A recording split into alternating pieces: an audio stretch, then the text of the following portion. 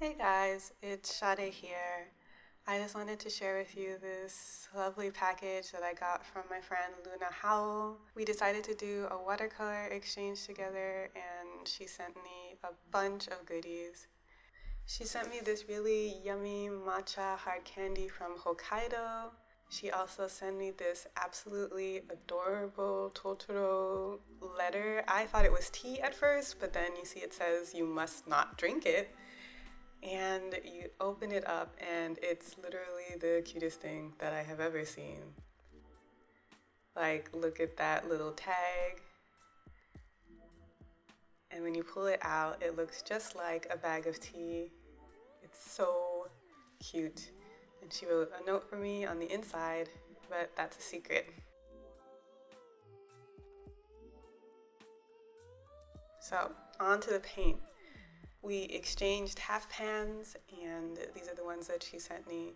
So the first one is Kyanite Genuine from Daniel Smith.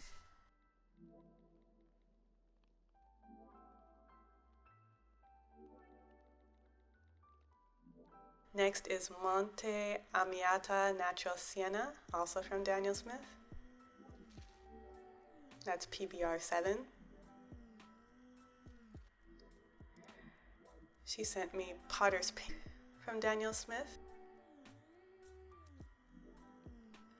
which is PR 233. Fuchsite Genuine from Daniel Smith.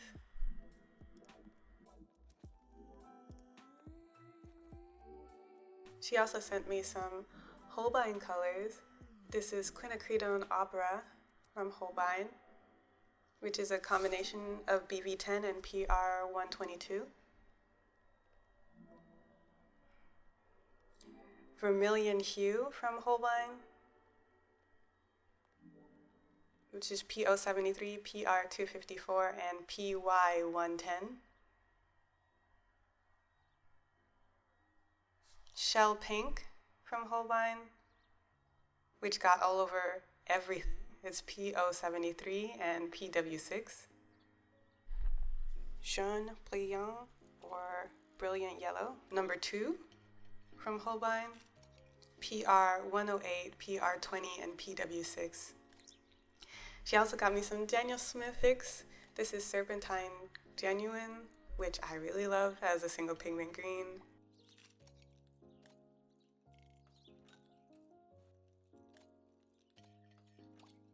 Imperial Purple, which is PB29 and PV19. Sap Green, PO48, PY150, and PG7.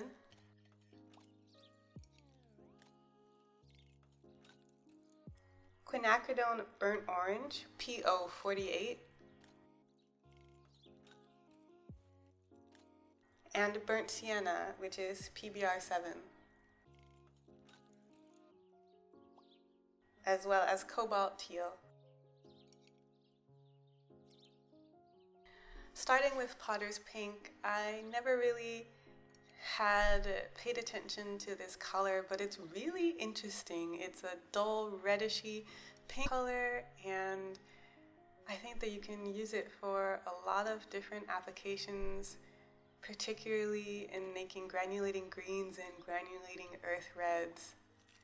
Kyanite Genuine is basically one of my new favorites. It looks like it's so perfect for stormy clouds or dark seas or just any kind of really dark granulating color. It's really beautiful.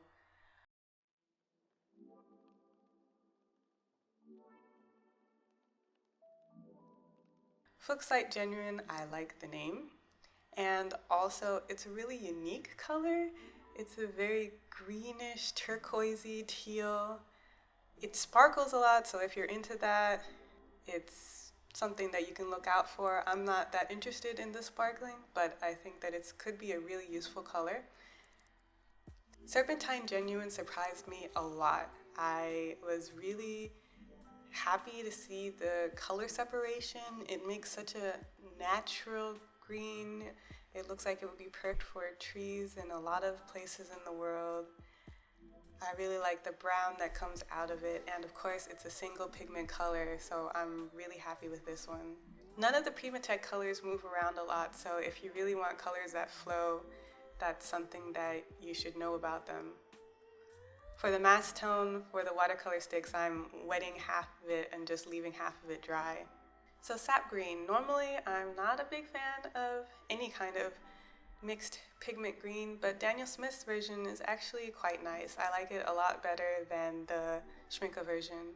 As you can see, the sticks dissolve really easily and they're very vibrant.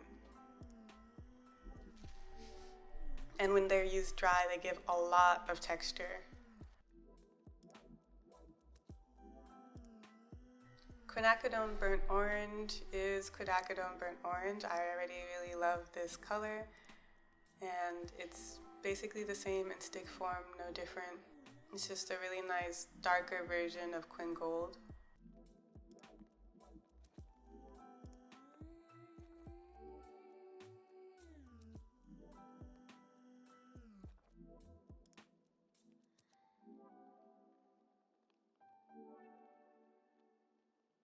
Normally I'm not the biggest fan of burnt sienna, but Daniel Smith's burnt sienna has a really nice warmth to it that I like. It's also pretty active wet and wet.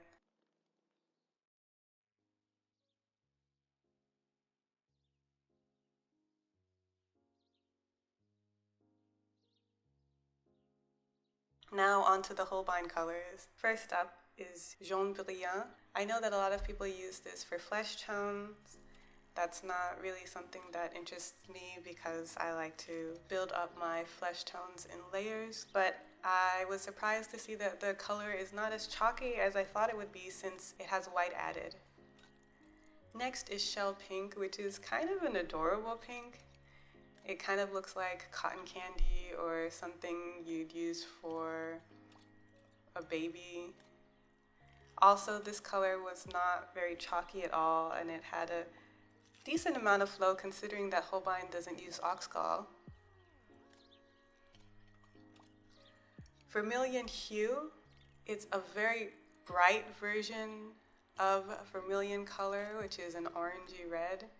It's very strong and very powerful. So the Quinacridone Opera is the one that shocked me because opera is always so bright. It's always shockingly bright. But this color is on another level. You can't even see it that well on the camera, but actually, even comparison to the Winsor & Newton opera, this is definitely way, way brighter. And then last, Imperial Purple by Daniel Smith. This is a really nice purple. You can mix these colors, but this is a bit granulating, and it's, I guess, easier than mixing on your own. This is the softest of the Daniel Smith sticks. So I did a painting only using the colors in this package. This is from a trip that I went to Switzerland, to a city called Lausanne, and I took this picture and thought that it would suit these colors.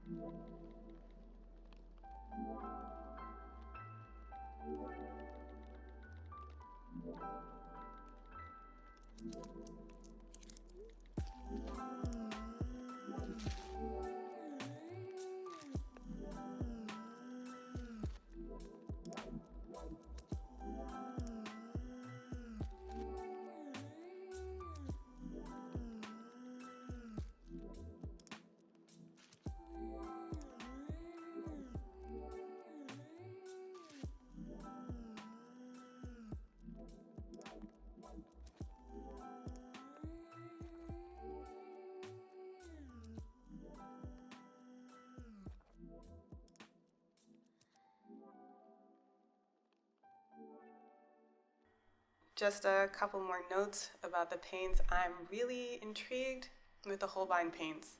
I feel like they dried more vibrant than when they were wet, which is a bit confusing because that's not how watercolors normally work.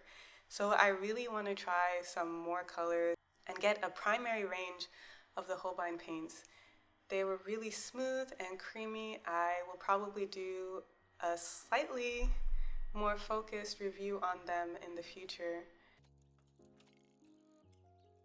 The colors seem really finely milled and consistent.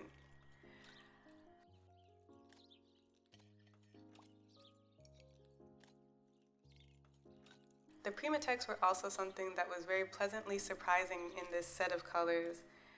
The Kyanite Genuine is definitely joining my palette, as is the Fuchsite and the Serpentine Genuine.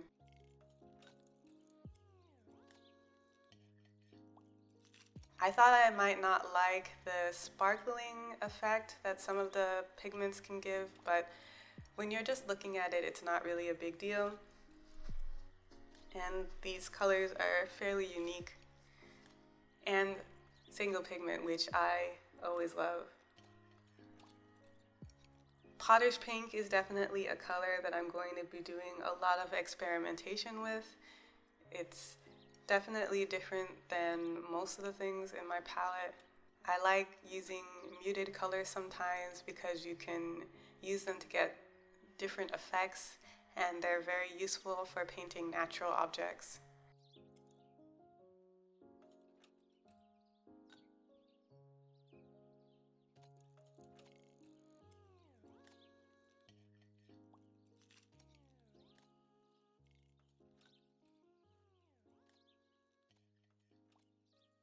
I was also really excited to try out the Monte Amiata Sienna because I really like earth yellows, and this seemed like it would be an even brighter version of a raw sienna or yellow ochre, and it's definitely more saturated and it's very transparent and not particularly granulating, which is exactly what I'd want in an earth yellow.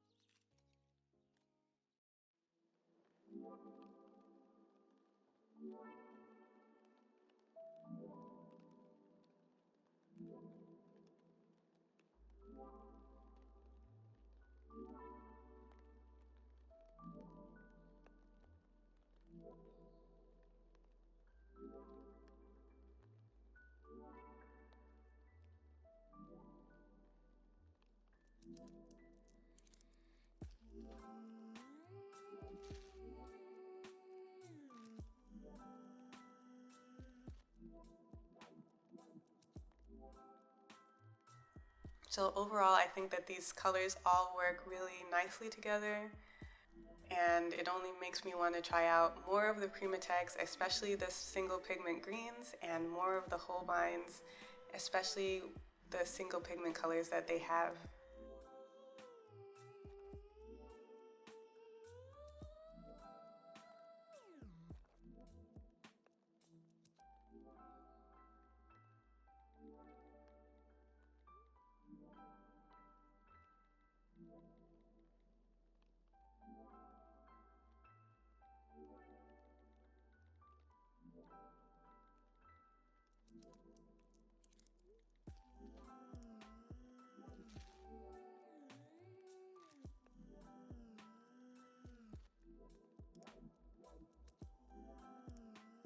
I'm really happy that Luna and I did this exchange together. She was so generous and so nice, and I really hope that she likes the part of the exchange that I sent to her. And I just wanted to share it with you guys.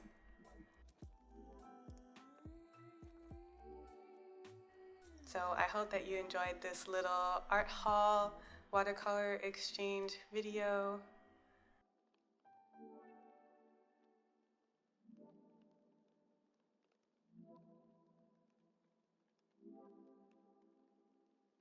I'll see you guys soon.